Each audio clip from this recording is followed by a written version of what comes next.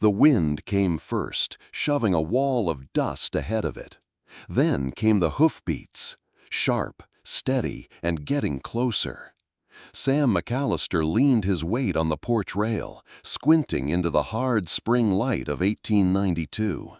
Across the flat stretch of New Mexico territory, two shapes pushed through the haze, one upright in the saddle, the other walking. The rider's coat flapped like a black flag in the wind. Behind his horse, a woman kept pace, her hands bound to the lead rope. The rider pulled up 20 feet from the porch. "McAllister," he called, voice rasping with a smile that didn't belong. "Thought I'd pay off what I owe." Sam didn't move. "You don't owe me a damn thing, Maddox." Clive Maddox, folks called him Buzzard, grinned wider. "Saved my hide from the noose, remember? Couldn't sleep till I squared it." He gave the rope a sharp jerk, yanking the woman forward. "Here's your payment." The woman stumbled but caught herself.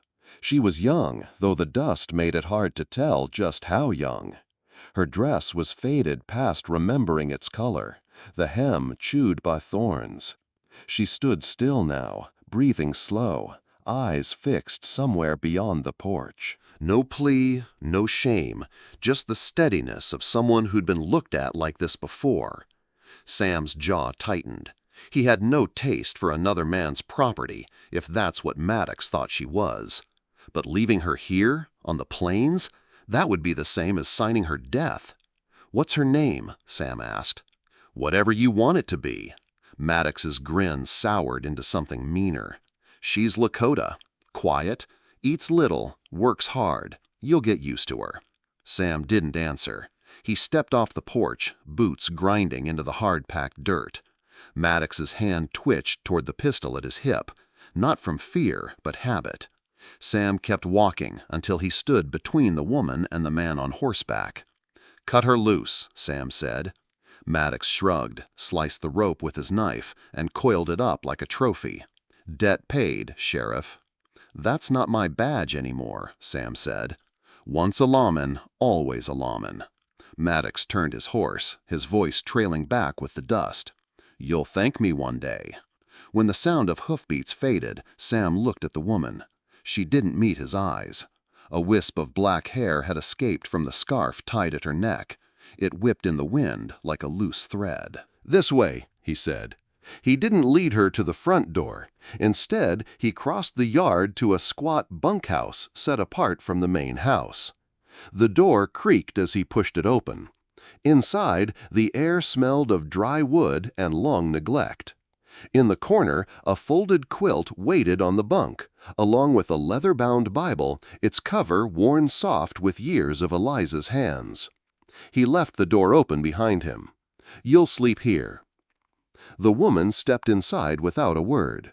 Her eyes moved over the quilt, then to the book. She didn't touch either.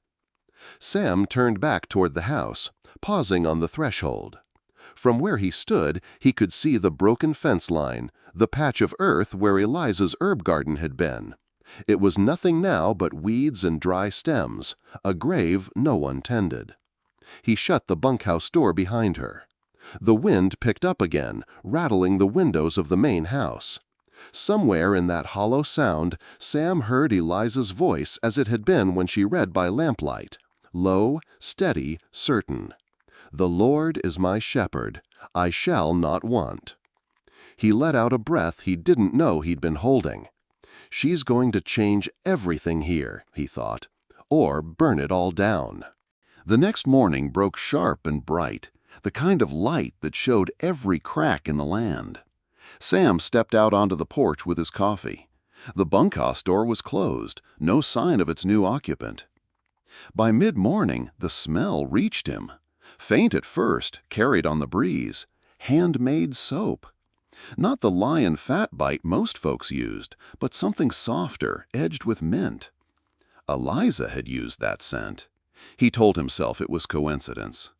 When Sam returned from mending fence along the north line, the porch rail was bare. It took him a moment to realize what was missing. The grit and dust on the steps were gone, swept clean. Through the open barn door, he caught movement. The woman, Nora, he decided to call her in his own mind, was hanging laundry across a rope, pinning shirts and small dresses with fingers quick from practice. She didn't look his way. A quilt flapped in the wind, catching the sun in its worn stitching. From the shadow beside the water trough, Henry and Clara watched. Clara's chin just cleared the top of the trough, eyes wide. Henry stood with his arms crossed, as if guarding the space between them and the stranger. "Inside," Sam told them.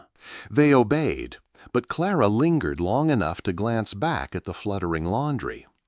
That evening, the bunkhouse stayed dark. Sam left a plate of cornbread on the step without a word. In the morning, it was gone, washed clean, placed exactly where he'd left it. 2 days later, he found her at the garden. He had come around the back of the house with a coil of rope when he saw her standing at the edge of it, the dead patch of earth Eliza had once kept alive. The fence leaned in places. Weeds had long since claimed the soil. Nora stood still, hands at her sides, looking not at the weeds but at the ground beneath them. The wind lifted her skirt against her boots, but she didn't move. A flash of anger rose in him. That was Eliza's place, a piece of her he'd left untouched, even as it went to ruin. He started to tell her to leave it be, but stopped. She knelt. Her hands touched the dry stalks, not to pull them yet, but to feel the brittle stems, the stubborn roots. She stayed like that for a while, head bent, as if listening. Sam turned away before she could look up and see him watching. That night, he thought about the way she had stood there, not intruding, not destroying, just waiting. By morning, she had begun the work, on her knees in the dirt, pulling weeds one by one. No gloves, no tools beyond a bent spoon she must have found in the shed. She piled the dead plants neatly to one side. The ground beneath looked no richer than before, but she worked as if it still had something to give. From the porch, Sam watched. He could have told her it was useless, that nothing grew there anymore. Instead, he went to the barn, found a loose board in the old garden fence, and nailed it back into place. She didn't look up, but he knew she'd seen. That evening, as the sun dropped low, Henry and Clara found their way to the garden's edge. They didn't cross the line, just stood there, watching. Nora paused, brushing dirt from her hands. She glanced at them once, then turned back to her work. No words, no invitation. Sam, from the porch, understood the choice. Let them come in their own time. The light thinned, turning the sky the color of faded copper. Nora kept working, her hands steady in the dim. Sam leaned against the porch post, the smell of mint soap still faint in the air. Something was taking root here, he thought, not in the soil, but in the quiet spaces between people. If you're still watching right now, drop a 1 in the comments so I know you're still with me on this journey. By the third morning, the wind had rasped the land raw, and the ground around the old herb plot had split into thin, pale cracks. Nora was there before the sun burned clear of the ridge. She laid her palm flat on the dust as if listening for breath, then rose and set to work. She used what she could find: a bent spoon, a short-handled hoe with one tooth missing, a strip of canvas torn from an old feed sack tied around her palm where the wood had splintered. She worked in small squares, knees in the grit, pulling weeds in steady handfuls and laying them in tidy rows like spent soldiers. When the wind gusted, she turned her face and waited, eyes half closed, then reached again for the roots. From the porch, Sam watched with his coffee cooling in his hand. He told himself he was checking fence lines with his eyes, measuring sag and damage. Still, he never looked long at the wire. The garden held him. The way she claimed nothing, demanded nothing, but stayed until the earth gave up a little. It reminded him of those late evenings when Eliza read aloud, with her thumb tucked in a thin leather book and her voice low enough to settle the dust. "The Lord is my shepherd, I shall not want." Nora spoke sometimes, barely above the rasp of wind. The words were Lakota, soft at the edges, a rhythm more than a sentence. Sam could not translate, but he knew a prayer when he heard one. Between phrases, she tested the soil with her fingers, not in hope exactly, but as if hope were a muscle you trained a day at a time. By noon, the sun pressed flat and hard. The air tasted like iron. When Nora tried to dig, the blade skittered and rang.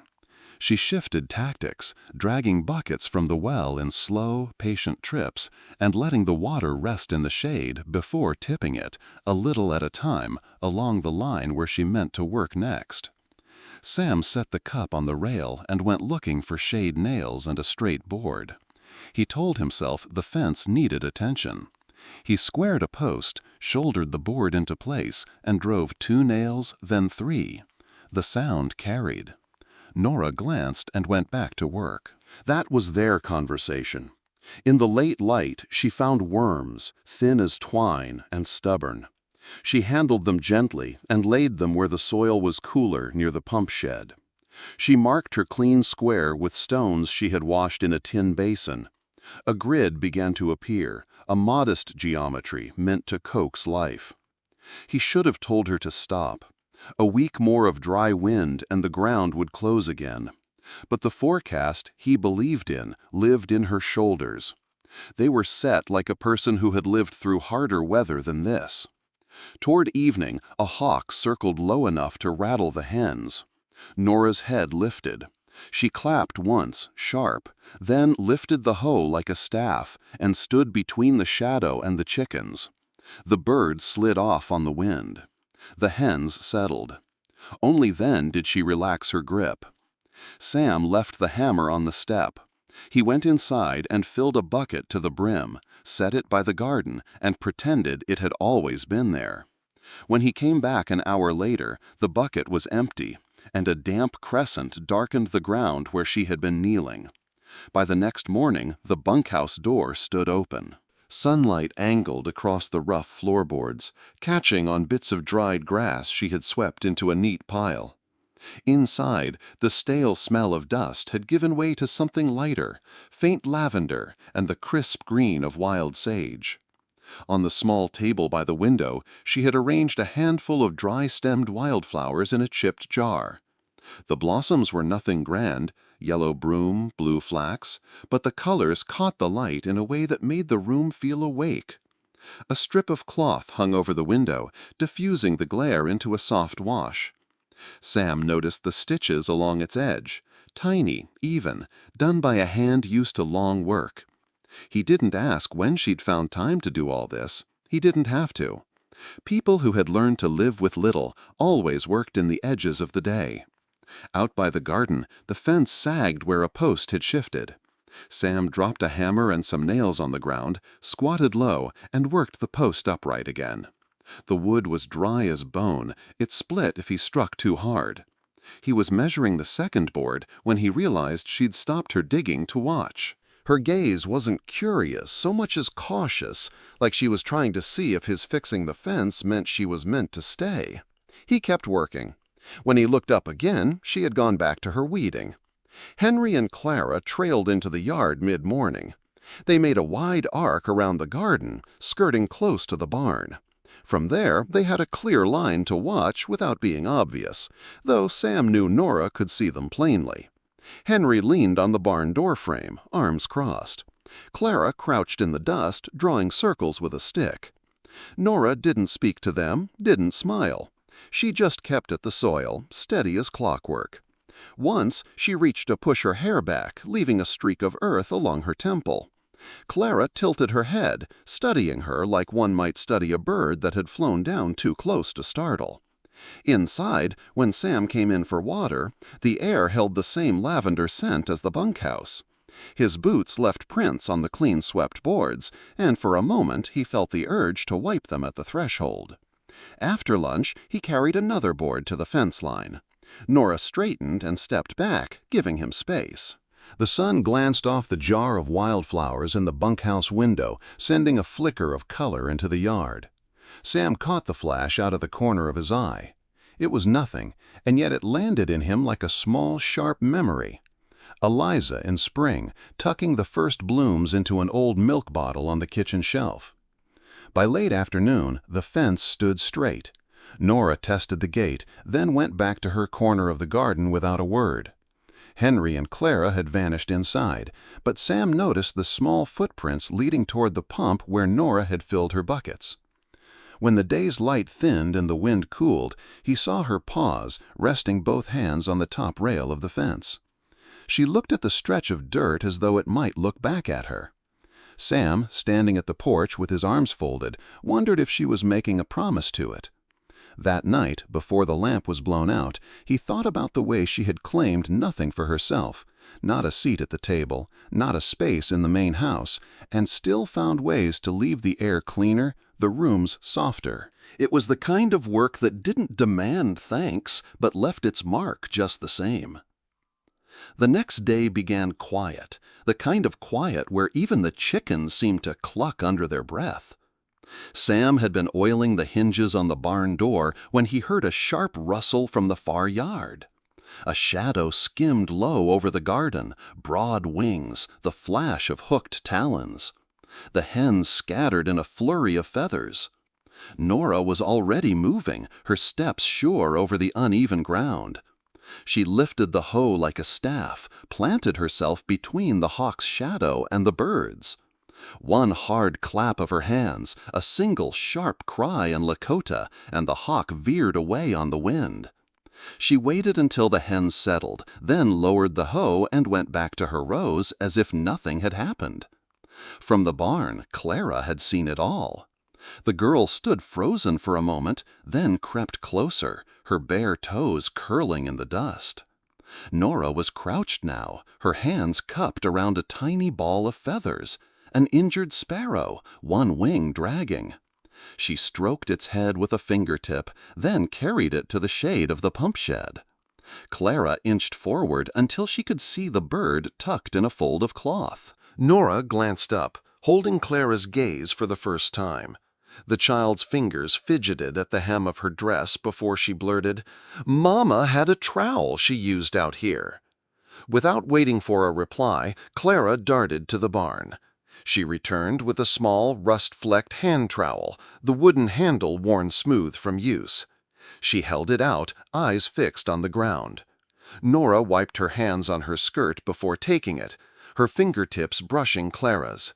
It was a brief, quiet moment, but something passed in that touch. Acknowledgement, perhaps, or the first thread of trust. Later, Henry came out from the house, walking slow, as though he'd been watching from inside and made up his mind. In his palm lay a small pouch of seeds, the drawstring frayed. "Found these in the loft," he said, his voice edged with challenge, as if daring her to find them worth planting. Nora loosened the tie, letting a few of the seeds fall into her hand. She turned them over with her thumb, studying their shape. "These are good," she said simply, then met Henry's eyes. Strong. He shrugged, but didn't take them back. Sam, leaning on the porch post, saw all of it. The hawk, the bird, the trowel, the seeds. None of it looked like much to an outsider. But to him, it was as if the fence around more than just the garden had begun to straighten. When the sun dipped low, Nora set the trowel into the softening earth and began to dig a narrow trench. Henry hovered nearby, pretending to inspect the gate while he watched her work. Clara sat cross-legged a few feet away, whispering to the sparrow in the fold of cloth. The smell of damp soil reached the porch. Sam found himself standing without thinking, walking to the edge of the steps. He didn't speak. There was nothing to add to the scene unfolding in front of him. By the time the sky had faded to a deep copper, the seeds were in the ground, the sparrow was resting, and the trowel lay across Nora's knees like a kept promise. By mid-morning, the garden smelled of crushed green things, sharp mint, the faintly bitter tang of yarrow. Clara was kneeling in the dirt beside Nora, her hair falling into her eyes as she leaned close to the plants. "This one," Nora said, touching the tip of a mint leaf, "you can rub between your fingers. Smell it." Clara obeyed, lifting her hand to her face. The scent made her blink. "Mama used this when I had a headache." Nora's gaze flickered, but she didn't press. Mint cools the head, helps the thinking stay clear. She moved to a feathery stalk with small white blossoms. "Yarrow. Stops bleeding. Mash it, press it to a cut, it will close faster." Henry stood with his arms folded, pretending not to listen, but his eyes stayed on Nora's hands. The last plant was a sturdy green with purple-tinged petals. "Echinacea," she said, brushing the petals back. "It fights sickness the way courage fights fear, by standing firm." Clara grinned as if she understood more than the words. Henry's frown eased, just slightly. For a moment they worked in silence.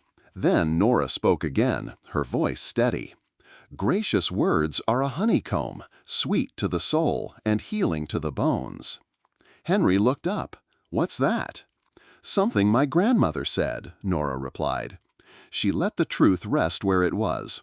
Whether it came from her grandmother or the Bible, it didn't matter. The weight of it sat warm in the air. Sam had been repairing the pump handle nearby, listening without making it obvious. The verse pulled at a memory, Eliza at the kitchen table, her hand on his arm, reminding him that sharp words cut deeper than a blade.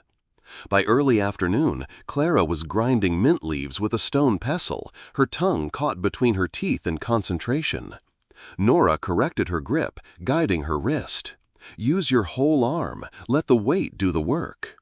Henry crouched beside them, finally asking a question. "What about this one?" He pointed to a stalk in the corner. "Chamomile," Nora said. "It listens to pain." Henry snorted. "Plants can't listen." Nora only tilted her head. "Then why do they turn toward the sun?" The boy didn't answer. Sam, tightening the last bolt on the pump, hid a smile. When the lesson ended, Nora rinsed her hands at the well and watched the children carry the pestle and leaves into the house, already talking over each other about how they might try the remedies on small scratches or sore muscles. She lingered at the garden fence, fingers resting on the top rail. Her eyes drifted over the rows she'd cleared, the patches where green was beginning to show. From the porch, Sam caught that look. It wasn't pride exactly. More like someone marking the slow return of something they thought they'd never see again. The sky had that pale, hard light that comes before wind shifts. In the distance, a dark line of clouds pressed low against the mountains. If the storm came, the new shoots might not survive. Nora seemed to see it too. She bent and began working faster, her hands sure, her movements purposeful. Sam found himself calculating the hours until dusk. That evening, the house carried a different weight, lighter, almost unnoticeably so, like a room where a window had been cracked open. The children's voices drifted in from the kitchen as they argued about how much mint to crush for their salve. Nora stood at the table, sleeves rolled up, heating a small tin pan over the stove. In it, beeswax softened and began to melt. She added the crushed mint and yarrow, stirring with a slow, careful motion. The scent rose warm and earthy, winding through the house until it reached Sam, who was sitting on the porch sharpening his knife. He didn't step inside right away. Instead, he let the sound of their voices reach him, the low murmur of Nora's instructions, the quick interruptions of the children's questions, the clink of a spoon against the tin. When he finally entered, Clara was bent over the mixture, holding the handle of the spoon while Henry steadied the pan. Nora nodded approval, then poured the golden liquid into small jars. "What's it for?" Sam asked, leaning on the doorframe. "Sore muscles," Henry answered before Nora could speak, "like after you've been mending fences all day." Nora glanced at Sam but didn't say a word. He nodded once, a simple acknowledgement, and went to wash his hands. The next morning, before heading out to check the southern pasture, Sam filled a clean bucket with well water and carried it to the garden. He set it by the gate without comment, then mounted his horse. By the time he returned that evening, the bucket was empty. The soil near the mint darkened with moisture. He repeated the act the following day and the next. Neither of them mentioned it. Over the following week, he noticed other small changes. The broom was propped neatly in the corner instead of leaning where it might fall. His shirt, one he'd nearly discarded, was folded on his bed, the frayed cuff neatly repaired. The mending was done in small, tight stitches that reminded him of the ones on the curtain in her bunkhouse window. At night, he found himself listening for sounds from the bunkhouse. The scrape of a chair, the faint rustle of fabric, sometimes a low hum. It wasn't intrusive. It was simply there, like the steady ticking of a clock in a room that had been silent too long. The children began spending more time outside, hovering near the garden under the pretense of helping. Henry would carry water in a dented tin pail, while Clara collected flat stones to line the edges of the beds. One afternoon, Sam paused on his way back from the pasture to watch them. Henry was explaining something to Clara, probably wrong, but Nora didn't correct him. She simply handed the girl another sprig of yarrow, letting them discover the truth in their own time. Sam realized then that the garden wasn't just feeding the soil. It was feeding something in all of them. That night, the salve they'd made found its way to his nightstand. No note, no explanation. He opened the jar, the scent of mint and beeswax rising warm and familiar. He rubbed some into the muscles of his forearm where the rope burns from hauling fence posts still lingered. It worked. He slept deeper than he had in months. By late April, signs of deeper change settled over the ranch like the slow turning of a season. One morning, Sam went to the far corner of the yard where the old oak stood, its branches thick with new leaves. A length of rope dangled from one sturdy limb, frayed and forgotten. The swing had hung there since Henry was a toddler, but he hadn't touched it since Eliza passed. Sam fetched new rope from the shed, measured the length twice, and began the work. He didn't say why. He didn't need to. The sound of the rope sliding through the branch carried across the yard, and before long, the children appeared. Henry watched from the fence, pretending he wasn't interested. Clara stood closer, her fingers twisting the hem of her dress. When Sam tied the final knot and tested the plank seat, Clara was the first to climb on. Henry gave the swing a gentle push. The creak of rope against wood mixed with Clara's laughter, a sound Sam had nearly forgotten the shape of. It didn't cut this time. It settled somewhere deep, like rain soaking into dry ground. From the garden, Nora looked up at the sound. She didn't smile outright, but the corners of her eyes softened. She returned to her work, humming under her breath. A tune neither Sam nor the children recognized, low and steady, as if it belonged to the land itself. In the evenings, the rhythm of life began to change. Sam found himself lingering on the porch after supper, a half-polished banjo across his lap. The strings were slightly out of tune, and his fingers were stiff from disuse, but the music came anyway. It wasn't much, just a slow, wandering melody, but it carried through the warm air. One night as he played, Nora came to the edge of the porch. She didn't ask for a song, didn't speak at all. She only stood there, then began to hum along. No words, just the rise and fall of her voice, weaving into the tune until the two sounds became one. They never spoke of love. They didn't need to. The air between them was full of things unspoken, but not empty. The garden grew. The swing held. The laughter came more often.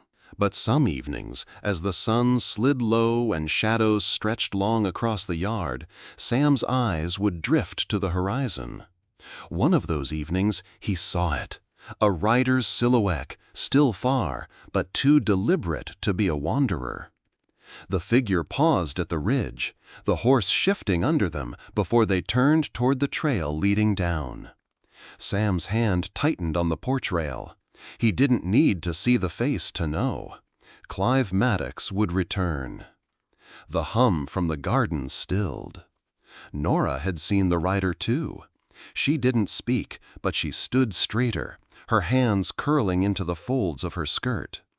The swing creaked, the children still laughing, unaware. The smell of mint and chamomile drifted on the cooling air. Sam stayed there, watching the horizon, until the figure disappeared into the folds of the land. The peace they'd built was real, but it wasn't untouchable. If you like this video, please comment number 9. If you don't like it, please comment number 0. The sky had turned the color of forged iron, low clouds dragging their bellies across the Sangre de Cristo peaks. The wind was restless, tossing dust into swirls that hissed over the yard. Somewhere far off, thunder rolled like a warning drum. Sam stepped onto the porch, sensing the shift before he saw it, one solitary rider cutting a dark shape against the ridge. The horse's flanks shone with sweat even from this distance. Each slow, deliberate step down the trail seemed less like travel and more like a statement. Clive Maddox didn't hurry. He never did. By the time he reached the gate, the air had gone heavy, as if the whole land was holding its breath. He reined in hard, letting the horse sidestep until its hooves threw dry earth in short bursts. His smile was as thin as barbed wire. "Well now," he drawled, eyes flicking past Sam toward the house. "Didn't figure you'd keep her this long." Sam's jaw stayed still. "What do you want, Clive?" "What I came for the first time. Only now I've got an offer. There's a rancher in California willing to pay good coin for a woman who knows her way around a kitchen and a bed." His gaze lingered, the insult sharpened on purpose. "Figure you might be tired of charity by now." Behind the half-drawn curtain of the front window, Nora's shadow shifted. Sam didn't turn to look. He knew she was there. "Not interested," he said flatly. Clive leaned forward in the saddle, resting a forearm on the horn. "Don't be stupid. I'm talking more money than you've seen in a season. You hand her over, we're square. No more bad blood." The wind carried the faint rattle of the barn door against its hinges. Sam's hand rested on the porch rail, fingers curling slow. "She's not property," he said. His voice carried easily over the yard. "She's Nora, and this is her home." Clive's smile didn't falter, but his eyes chilled. "That right? We'll see how long you hold to that when the weather turns worse." Thunder cracked overhead, close enough to rattle the tin roof. The first drops of rain hit the dust, raising the smell of wet earth. Clive sat back in the saddle, but Sam knew the man wasn't done. Somewhere deep inside, a line had been crossed, one that couldn't be stepped back over. Whatever came next, retreat was no longer possible. The wind had picked up, whipping Sam's coat against his legs as he stepped down from the porch. His boots pressed into the dampening dirt, each step slow and deliberate. Clive dismounted in one fluid motion, the leather creaking as his boots hit the ground. He let the reins fall loose, the horse lowering its head to sniff at the wet soil. "I'm trying to be reasonable, Sam," he said, his tone oily smooth, "but you're making this harder than it needs to be." Sam stopped 3 paces away, the distance between them measured like a drawn line in the sand. "I'm not negotiating. You turn that horse around and ride out." Clive tilted his head, feigning pity. "You think she's staying here because she wants to? Women like that don't belong out here. This is hard land. A man in California could keep her in comfort. All you've got is stubborn pride." From the corner of his vision, Sam caught the faint movement of the front door. Nora stepped onto the porch, silent, her dress catching the wind. Her eyes were steady, though her hands gripped the railing. "You don't speak to her," Sam said, his voice tightening. Clive's smile thinned. He took a step toward the porch, his boots squelching in the softening earth. Sam moved to block him, close enough now to smell the mix of sweat and horse on the man. "You gonna stop me?" Clive asked. Sam didn't answer with words. His body was the answer, planted firm, shoulders squared, weight balanced. Clive's gaze dropped briefly to Sam's right hip where the holster sat. He didn't draw, but his fingers twitched near the butt of the revolver. "Don't make me reach for it," he warned. "I won't," Sam said, "if you turn around now." The tension was taut as rawhide, the kind that could snap with the smallest pull. Clive glanced at Nora again, and something in his expression shifted. Less charm now, more calculation. "She's worth more than you can give, McAllister."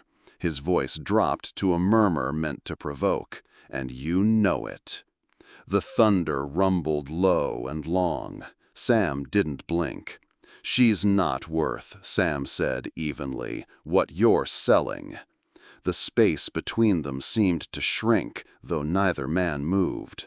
The air carried the smell of rain and the promise of a storm that was no longer just in the sky. The first blow wasn't telegraphed. Clive's fist shot out, catching Sam across the cheekbone. The crack of knuckles on bone was sharp enough to make Nora flinch on the porch. Sam staggered one step, but didn't go down. Clive pressed the advantage, swinging again. This time Sam ducked, the punch glancing off his shoulder. He felt the sting of the earlier hit bloom along his jaw, the metallic taste of blood rising in his mouth. "Stay down," Clive barked, voice raised over the rising wind. Sam's reply was a sharp exhale through his nose. His stance widened, boots digging into the wet dirt for purchase. From the porch, Nora's voice rang out, cutting through the storm's noise.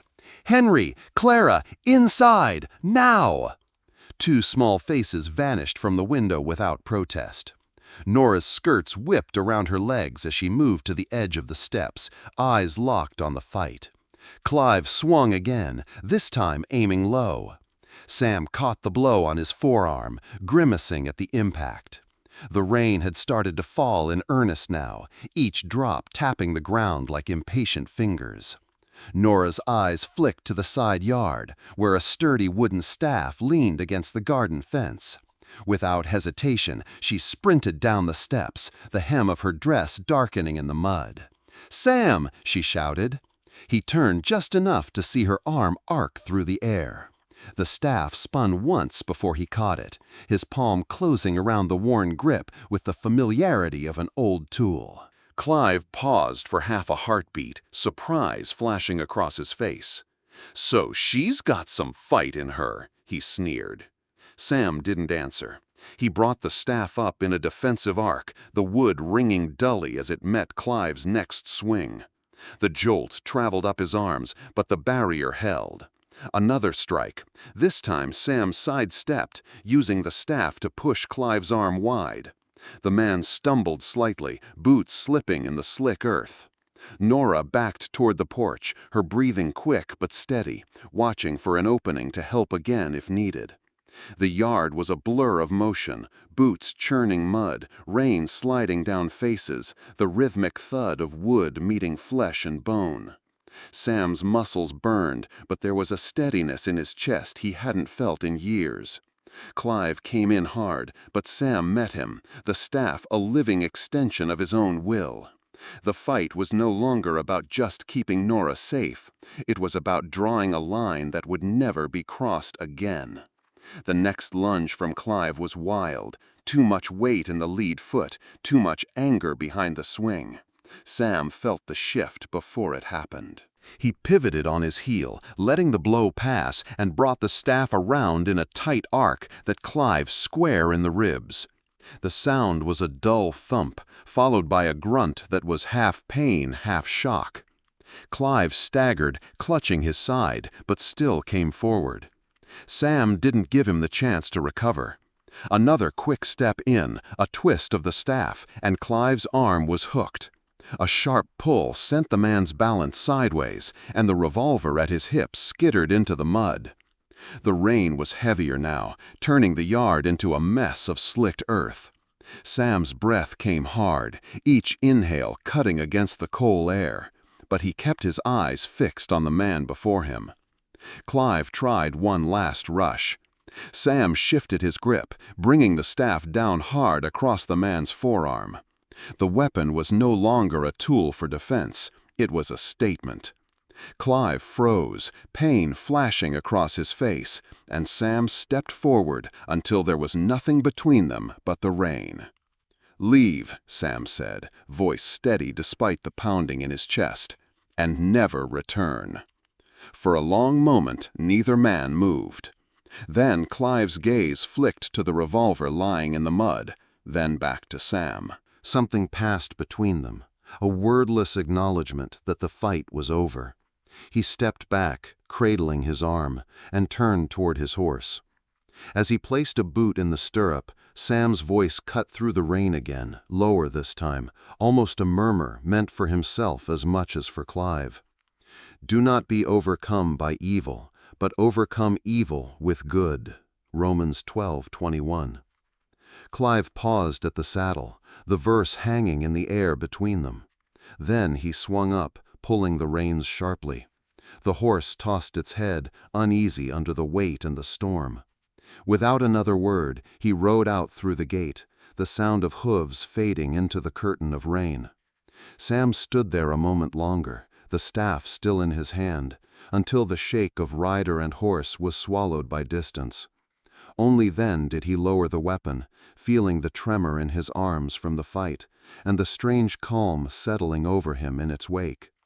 The rain did not let up after Clive disappeared. It came steady and cleansing, drumming on the tin roof, pattering through the oak leaves, washing the yard of its mud and blood.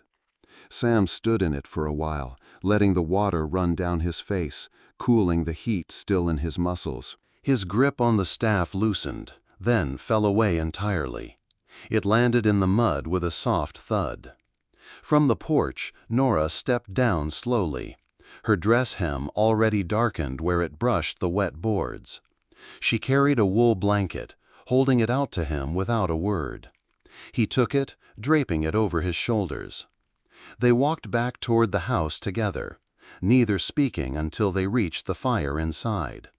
Sam crouched near the hearth, feeding kindling to coax the flames higher.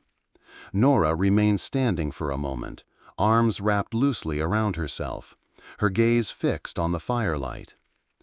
"You didn't have to do that," she said finally, voice quiet but certain. Sam looked up at her. "Yes," he replied, "I did." For a long while, only the fire cracked and the rain whispered against the windows. Then Nora moved closer, her expression shadowed in the flicker. "I knew a man like him once," she began. "Not in name, but in nature. He took from people because he could. I lost someone I loved to a man like that." Her voice tightened slightly, though she kept her eyes steady on the flames. "And when it happened, no one stood in his way." Sam didn't speak, sensing the weight in the air between them. She drew in a slow breath. "When you stood there today, you didn't just stop him. You stopped every man like him, at least for me." The words sank deep, heavier than the rain outside. Sam leaned back slightly, resting his forearm on his knee. "We all carry ghosts," he said. "Sometimes we get a chance to lay one of them down." Nora gave the faintest nod, her eyes shimmering in the firelight. She didn't cry, but there was a loosening in her shoulders, as though something long held had been set down.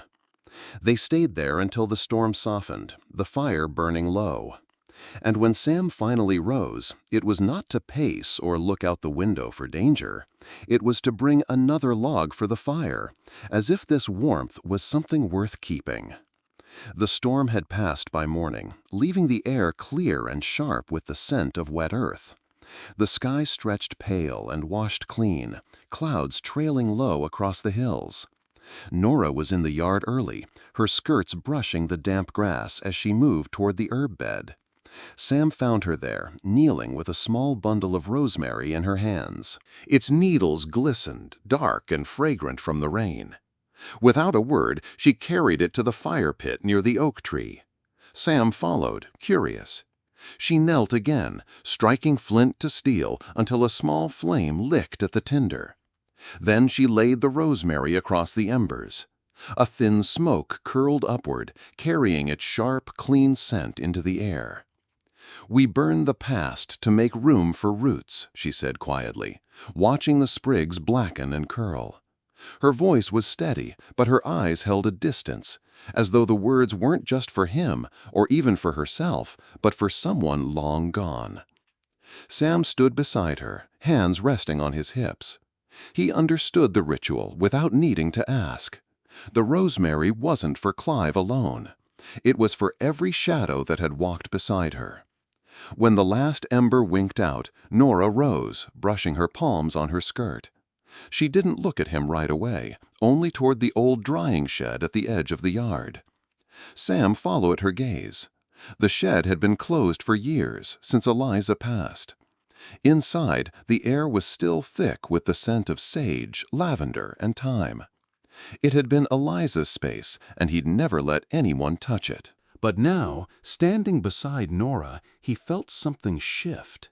"I think it's time," he said, the words slow but certain. She turned to him, a question in her eyes.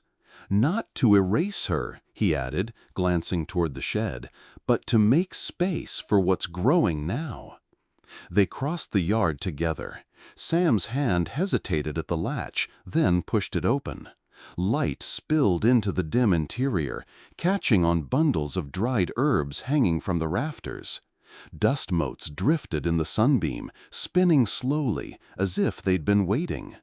Nora stepped inside first, her fingertips brushing the weathered wood of the work table. Sam followed, and for the first time in years, the air in that room didn't feel like a tomb. It felt like a place where something could begin again. Outside, the wind shifted, carrying with it the faint scent of rosemary, as if even the land had taken note. If you found this helpful, a quick like really helps us keep creating. The morning after the storm rose with a kind of light Sam hadn't seen in years, clear, unbroken, as if the sky itself had been scrubbed clean. A cool breeze moved over the yard, carrying the scent of wet earth and cedar from the hills beyond. The garden lay before them, glistening with last night's rain. In the dark, rich soil, tiny shoots had pushed their way into the light, pale green and trembling in the wind.